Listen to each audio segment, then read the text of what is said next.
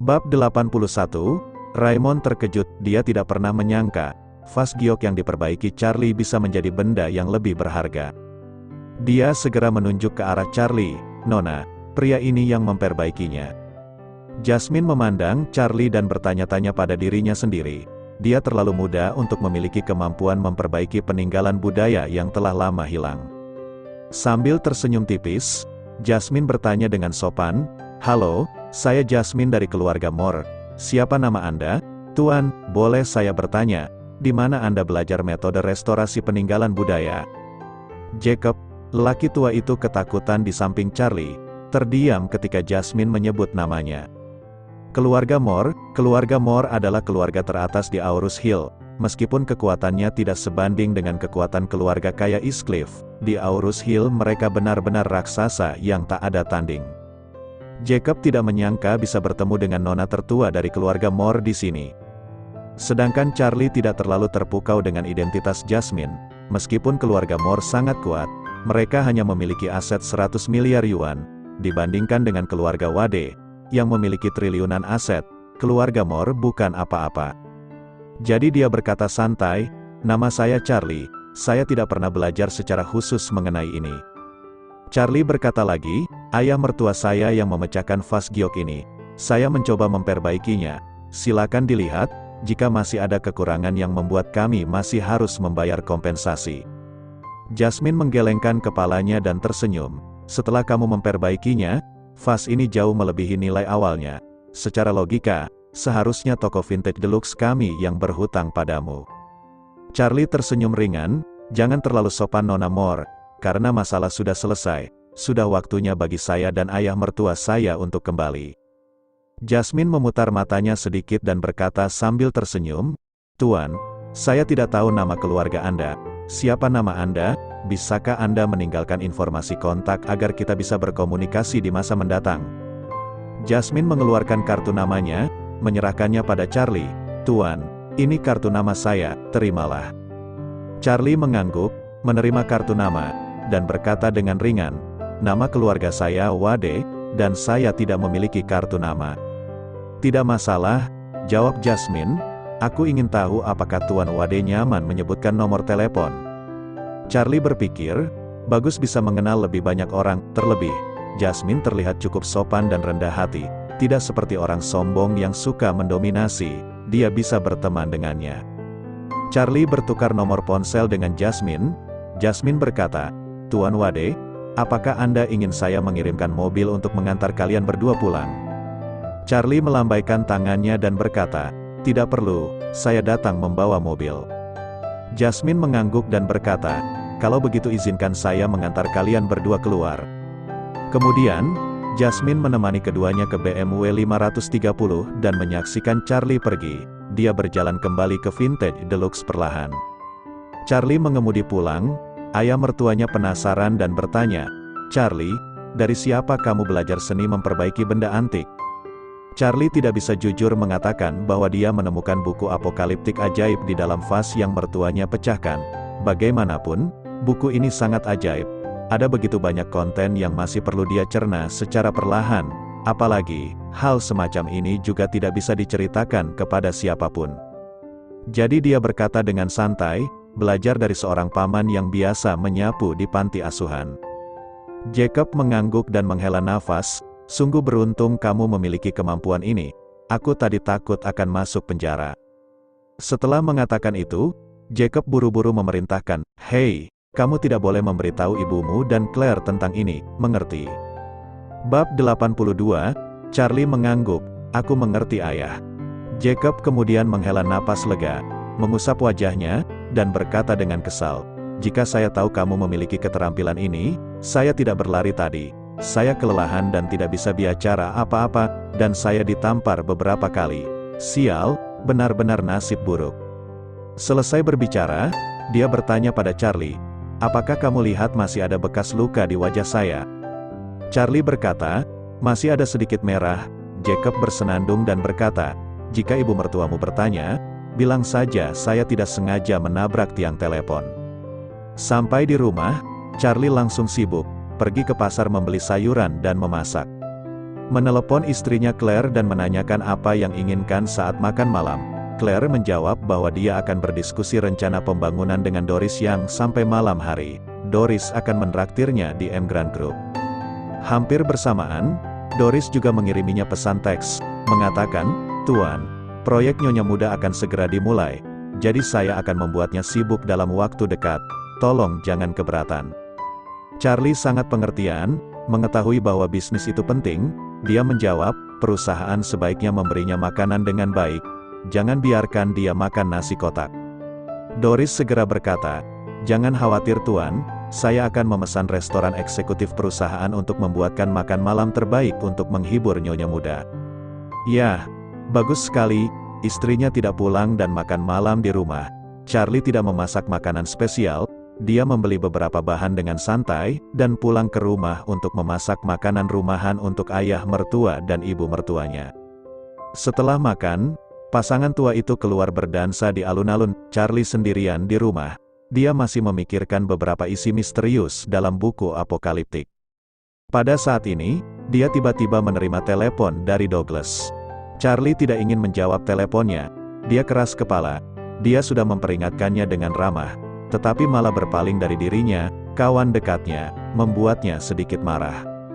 Tetapi karena kasihan, Charlie masih menjawab telepon dan bertanya kepadanya, "Ada yang salah?"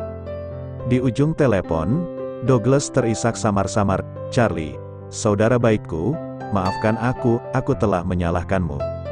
Mendengar dia menangis, Charlie tidak tahan, dan bertanya kepadanya, "Apakah kamu sudah tahu yang sebenarnya?"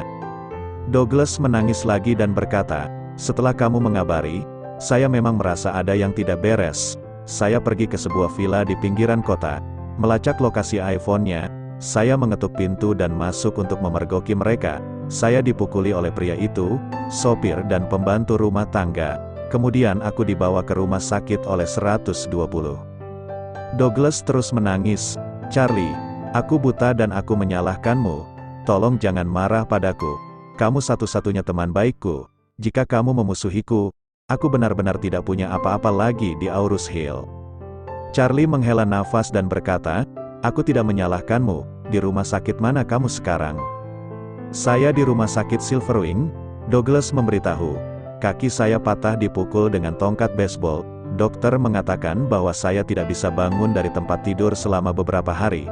Lukisan yang kamu berikan sudah saya simpan dengan aman saat keluar ingin menangkap basa mereka. Bisakah kamu membantu saya menggadaikan lukisan ini ke pegadaian? Semua uang saya telah habis untuk restoran.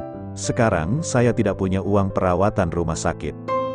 Begitu Charlie mendengar ini, dia segera bertanya, "Apakah orang-orang yang melukaimu tidak membayar tagihan rumah sakit?" "Tidak." "Apakah kamu sudah menelepon polisi?" "Saya melaporkannya. Tidak berguna. Polisi mengatakan bahwa saya masuk tanpa izin di properti orang lain. Dikatakan, mereka memukul karena membela diri. Tidak masuk akal." Charlie sangat marah dan berkata, "Tunggu, aku akan pergi sekarang." Bab 83, Rumah Sakit Silverwing. Douglas sedang berbaring di tempat tidur di unit gawat darurat, UGD.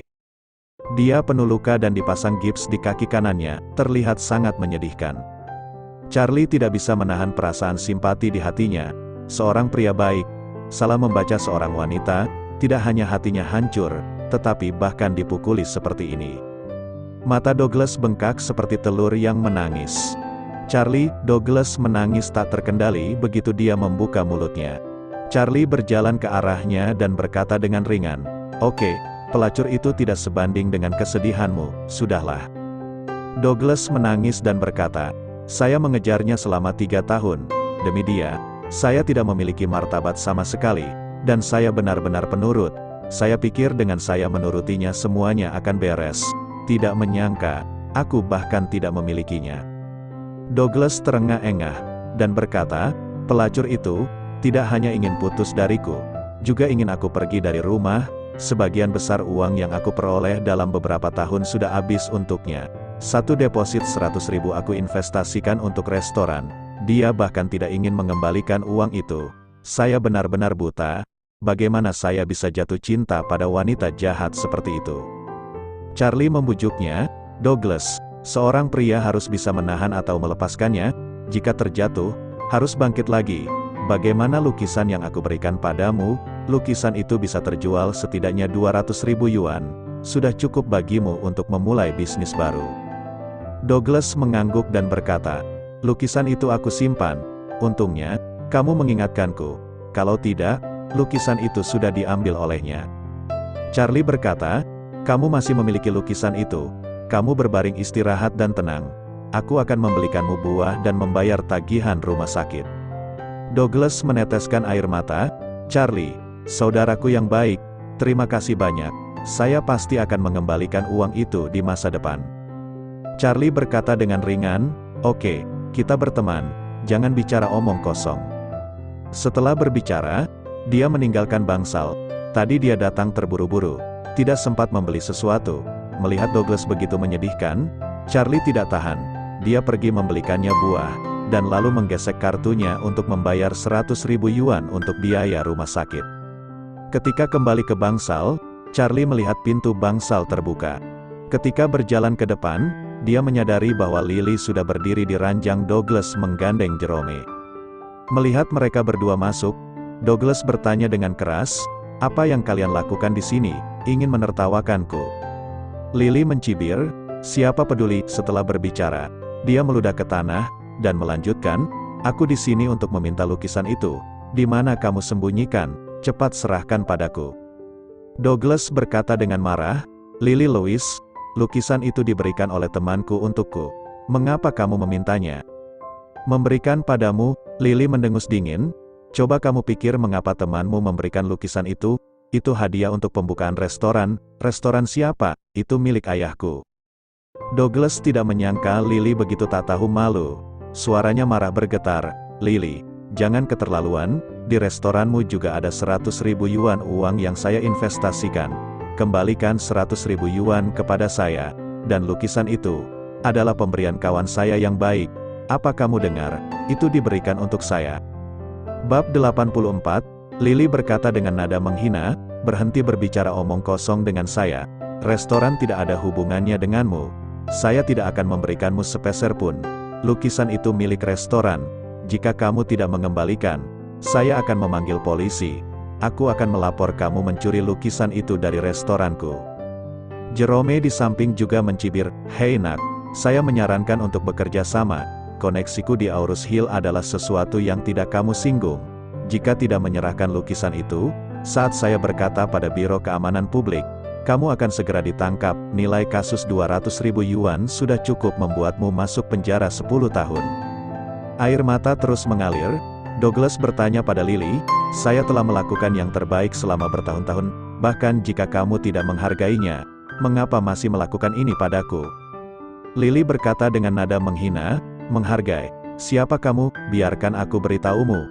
Aku tidak pernah mencintaimu sama sekali, dan kamu juga tidak layak untuk saya cintai, hanya pria seperti Jerome yang layak saya cintai. Jerome tersenyum dan berkata, aku lupa memberitahumu, Lily dan aku sangat serasi di ranjang.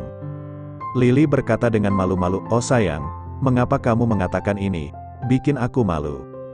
Malu, Jerome tertawa dan berkata, bagaimana kalau kita tutup pintu, tunjukkan padanya bagaimana kita melakukannya, biarkan dia melihat bagaimana kamu memuaskan saya. Oh, tidak, itu terlalu memalukan. Douglas tidak tahan lagi, dia mengambil bantal dan membantingnya, dan memaki mereka, anjing biadab, keluar dari sini. Jerome meraih bantal dan mendengus, saya memperingatkan kamu, jika tidak menyerahkan lukisan itu, saya akan mematahkan kakimu yang lain dan melemparkanmu ke penjara. Setelah Charlie mendengar ini di luar, dia berjalan ke bangsal dan berteriak marah, berani menyentuh saudaraku, cari kematian. Jerome menoleh, menatap Charlie dan bertanya, siapa kamu? Lily berkata, dia Charlie, yang memberikan lukisan itu. Jerome tertawa terbahak-bahak, oh, aku kira siapa, ternyata hanya sampah, semua orang di Aurus Hill tahu dirimu. Mengatakan itu, Jerome memandang Charlie dengan dingin, dan berkata, aku beri waktu 3 detik untuk enyah dari hadapanku, aku akan anggap kita tidak bertemu, dan aku tidak akan memukulmu. Charlie berkata dengan jijik, aku harus keluar, siapa kamu? Jerome menggertakkan giginya dan berkata, bocah, beraninya kamu di depanku, Jerome Hun. Charlie berkata dengan dingin, "Saya tidak peduli apakah kamu Jerome, atau siapapun. Kamu sudah membuatku sangat tidak nyaman hari ini. Saya akan memberi kamu kesempatan untuk berlutut dan bersujud 3 kali kepada saudara saya, dan biarkan saudara saya ini mematahkan kakimu juga sebagai balasan. Jika tidak mau, kamu akan mati mengenaskan." Mendengarnya, Jerome tertawa beberapa kali, ekspresinya berangsur-angsur mengeras. Dia berkata dengan dingin, "Wah, apa yang kamu katakan, memintaku Jerome berlutut? Apakah kamu bosan hidup?" Lily mencibir, "Charlie, dari mana asalmu? Kamu menantang kekasihku Jerome? Kamu tidak ingin umur panjang?" Charlie berkata dengan dingin, "Tutup mulutmu, pelacur bau." "Kamu," Lily langsung marah dan berkata kepada Jerome, "Kak Jerome, dia berani memarahiku, minta seseorang untuk membunuhnya, aku ingin mulutnya robek." Jerome menggertakkan giginya dan berkata, "Kamu tidak tahu mana yang baik atau buruk, aku akan memanggil seseorang untuk membunuhmu. Tunggu saja." Ketika Charlie mendengar ini, dia tertawa dan berkata, "Oke, jika kamu tidak bisa membunuhku, kamu dan pelacur bau ini akan mati bersama dengan menyedihkan." Bersambung.